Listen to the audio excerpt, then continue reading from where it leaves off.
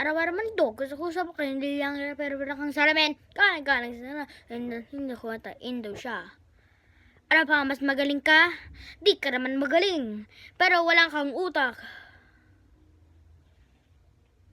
Ano inisip mo, pare? Tagal ka lang dyan, tol. Panis. Ikaw naman. Lo, bilis niya mag-rap.